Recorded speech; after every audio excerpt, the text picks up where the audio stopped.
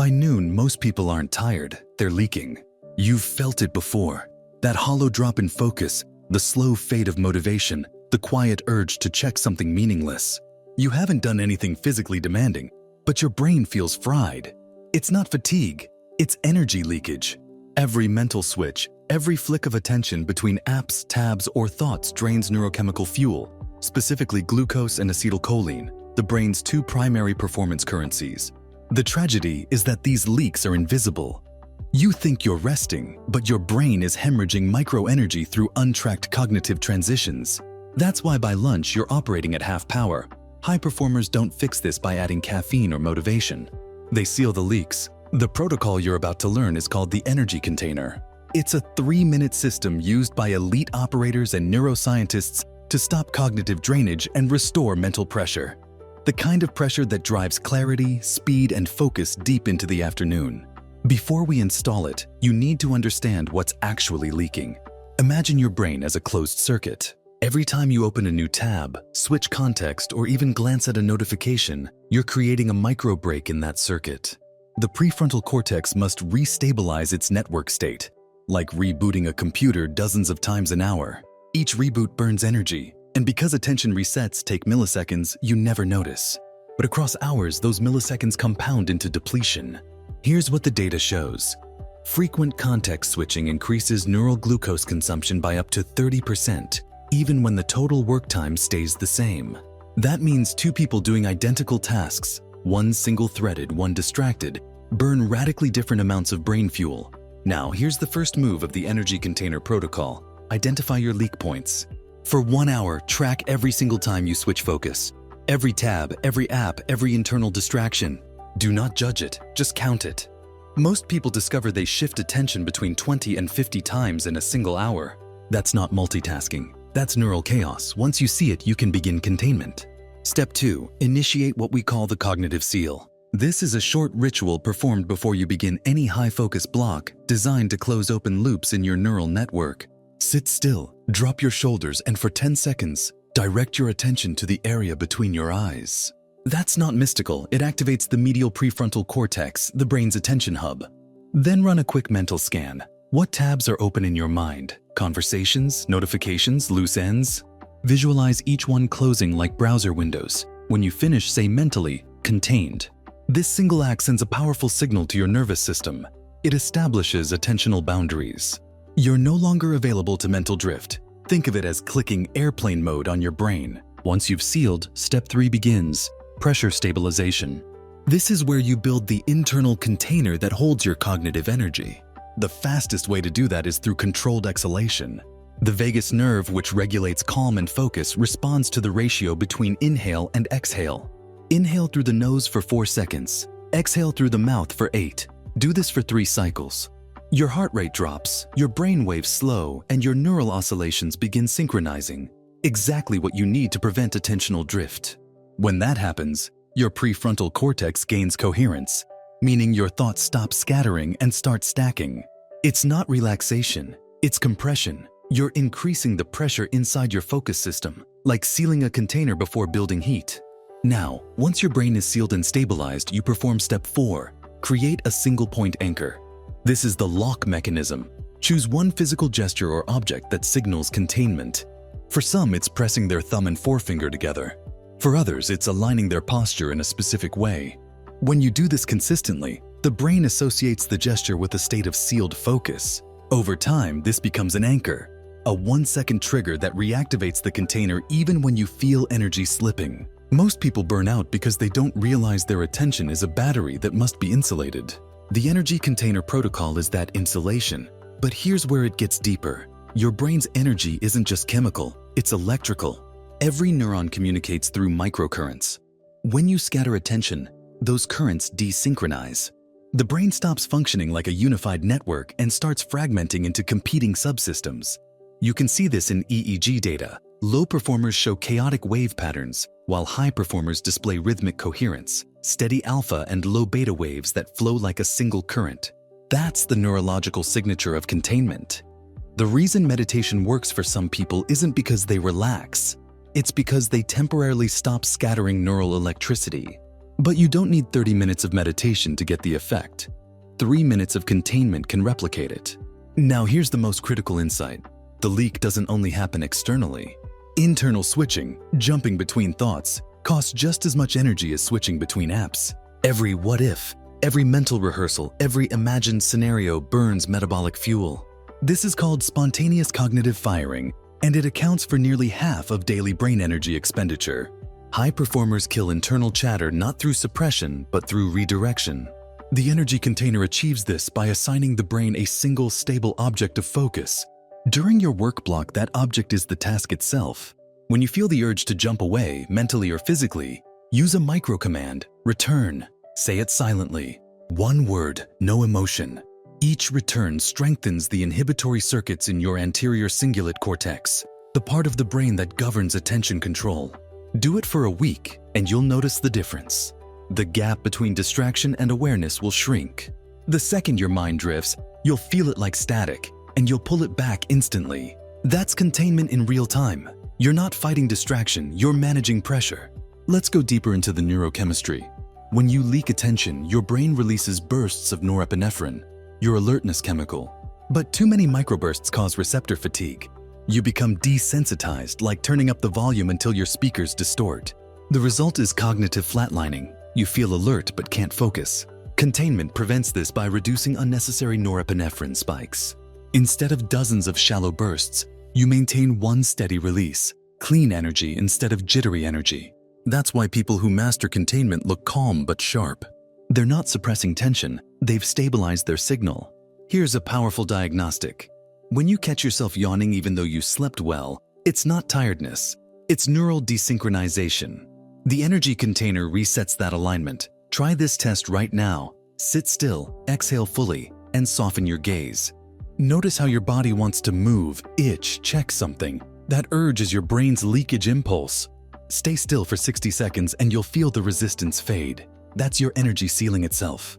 Do this 3 times a day, morning, noon, and mid-afternoon, and your focus window will expand dramatically. You'll experience what top performers call the flat curve. No drop-offs, no crashes, just sustained clarity. The world doesn't reward effort, it rewards sustained precision. The energy container protocol is how you maintain it. When others are fading by noon, you'll still be in control, not because you're superhuman, but because you've learned to protect your neural economy. Now let's install the full version of the energy container so you can hold your mental charge through an entire workday without collapsing into digital exhaustion. This is where we move from basic containment to energy reinforcement. Think of your brain like a high-performance battery. The seal you created earlier stops leaks, but now you need to fortify the material that holds the charge. That material is called neural resilience, and it's built through specific microhabits that regulate your brain's oscillation speed. The first reinforcement is visual reset. Most people don't realize that visual focus and cognitive focus are the same circuit. When your eyes stay locked on a near object for hours, like a screen, the visual cortex begins to send fatigue signals to the rest of the brain. You start yawning not because you're tired, but because your nervous system is begging for a pattern change. Every 90 minutes, perform what's called a panoramic release.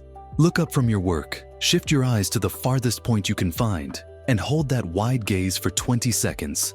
This instantly resets the parietal networks that manage attention and perception. Neuroscientifically, you're switching from narrow foveal mode to broad peripheral mode, which reduces neural load by up to 40%. You'll feel your brain cool down almost immediately. That's containment reinforcement number 1.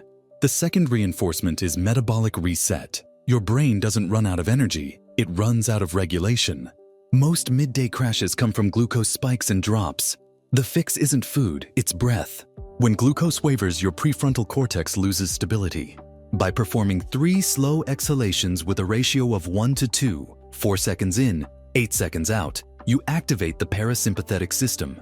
This releases acetylcholine, stabilizing your neural firing rate.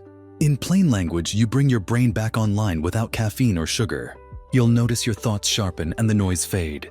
That's containment reinforcement number 2. Now let's upgrade to the third level, energetic feedback control. Your brain doesn't just consume energy, it reads energy states through bodily feedback.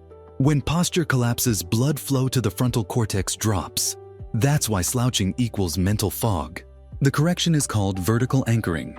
Every hour, pause, straighten your spine, pull your chin slightly back, and imagine the top of your head lifting toward the ceiling. This changes pressure along the vagus nerve and reopens oxygen flow to the decision-making regions of your brain.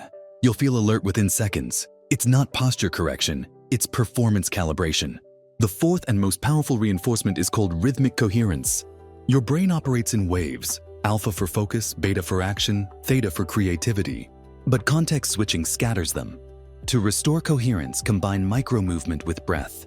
For 30 seconds, inhale as you slowly roll your shoulders backward. Exhale as you roll them forward, keeping your gaze soft. This creates synchronized feedback between the cerebellum, responsible for coordination, and the prefrontal cortex, responsible for cognition. You're literally realigning the electrical rhythm between thought and motion.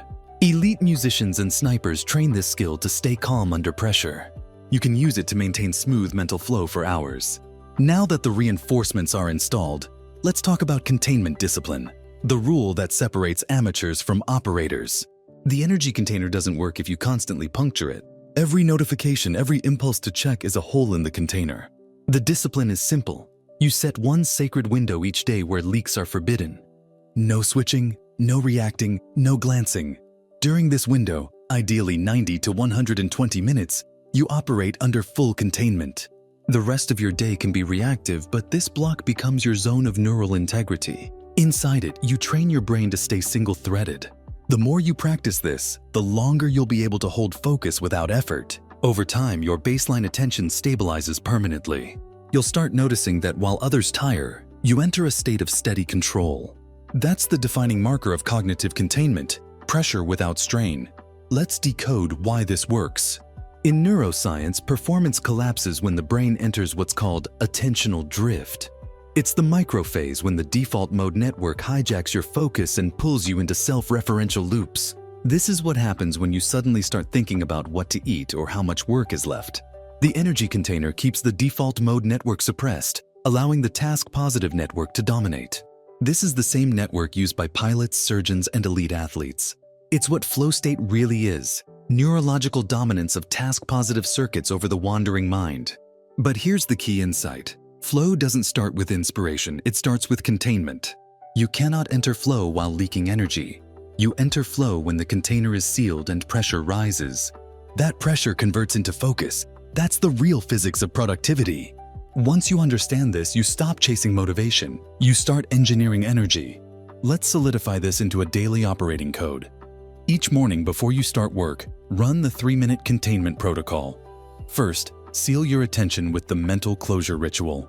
Second, stabilize your energy with the long exhale cycle. Third, lock your posture and gesture into vertical alignment.